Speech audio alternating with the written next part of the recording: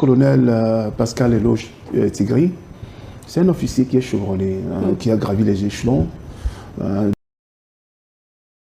Sur ce plateau. Merci à vous également de toujours être au rendez-vous sur New World TV, mais également sur nos canaux digitaux, notamment YouTube, pour suivre en direct cette émission. Le Bénin, donc à l'ordre du jour, la situation vécue dans ce pays ces dernières semaines, beaucoup d'interrogations, et on va également soulever ces interrogations dans cette émission. 2 semaines donc après les faits, le lieutenant-colonel Pascal Tigri est sorti de son silence. Dans une déclaration exclusive, l'officier béninois livre une version qui contredit radicalement la communication officielle autour des récents événements sécuritaires survenus au Bénin. Mais qui est réellement Pascal Tigri au-delà de l'image dressée par les autorités béninoises et dans les médias? Que faut-il savoir exactement sur le personnage? J'ouvre le débat avec vous, Anani Sossou. Merci Charlotte. Mais, tout d'abord, je voulais dire qu'il faut condamner avec la dernière rigueur tout ce qui est coup d'État en Afrique. L'Afrique en a tellement connu qu'il est impératif aujourd'hui pour nous d'amorcer un autre pan de notre vie politique, de notre vie économique, de notre développement. Les coups d'État n'ont jamais fait du bien à aucun pays. Donc, condamnons avec la dernière rigueur d'abord ce coup d'État. J'espère qu'on aura l'occasion de revenir sur ce qui a été à la base de ce coup d'État, j'espère bien.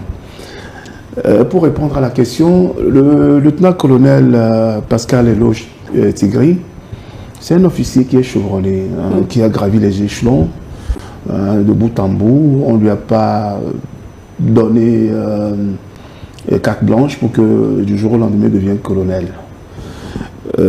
C'est quelqu'un qui s'est fait distinguer d'abord dans l'armée, par sa discipline, par sa rigueur. Et puis après, ce qui l'a encore caractérisé, c'est l'opération Mirador en 2022 contre les terroristes au niveau du parc W au nord du pays. Donc l'opération Mirador, c'est lui qui l'a commandée. Et c'est ça qui a tapé dans l'œil de Patrice Talon, qui a dit, ben, ce monsieur-là, ben, c'est quelqu'un qui est chevronné. Et il l'a amené au niveau de la garde républicaine.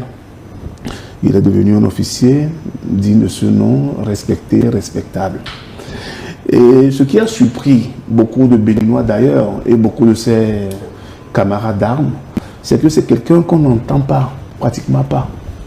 Mais au niveau du commandement, il sait comment faire, il sait comment diriger les troupes. C'est pour ça qu'on ne l'a pas vu venir. C'est quelqu'un aussi qui est républicain dans l'âme. Un républicain dans le sens où le devoir de la démocratie qui a caractérisé le Bénin depuis le 11 décembre 1990, c'est la date où la première constitution du Bénin a été adoptée au niveau du pluralisme. C'est quelqu'un qui a été toujours respectueux des engagements pris par les généraux qui ont participé à la conférence avec Kérékou en 90 et les généraux, rappelons-le, peut-être Maître va me contredire ou pas, ou bien ont pris des engagements que cette république-là sera respectée, cette constitution sera respectée à la lettre et que personne ne viendra modifier même un iota de cette constitution-là. Donc c'est un engagement qui avait été pris et je crois que Tigri, Pascal, républicain dans l'âme qu'il était, respectait ce serment pris avec Kérékou et les forces vives de la nation le 11 décembre, le 11 décembre 90 à la conférence nationale. Donc, il est resté fidèle. Mais je crois que ce qui l'a fait balancer, c'est le fait qu'on puisse, par exemple, épargner certaines de la vie politique qui ne souhaitaient pas pour respecter son serment, parce que les militaires, vous savez, c'est la parole d'honneur, comme on dit. Donc, pour ne pas s'éloigner des engagements pris par l'armée, il était devenu un mutin. Mais c'était quelqu'un... On se rappelle encore le défilé du 1er août 2025, où il dirigeait la garde spéciale de l'armée avec son son masque et puis avec sa force, tout le monde l'a admiré, l'a applaudi. Donc c'est un officier qui est teigneux, rigoureux,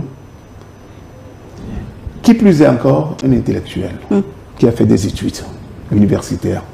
Donc, résumé, on ne peut pas connaître quelqu'un, mais de ce qu'on connaît biographiquement de la personne, je crois que c'est quelqu'un quand même qui est respectable. Et je ne crois pas que ce soit un coup isolé. Un très beau parcours de cet officier, le lieutenant-colonel Pascal Tikri.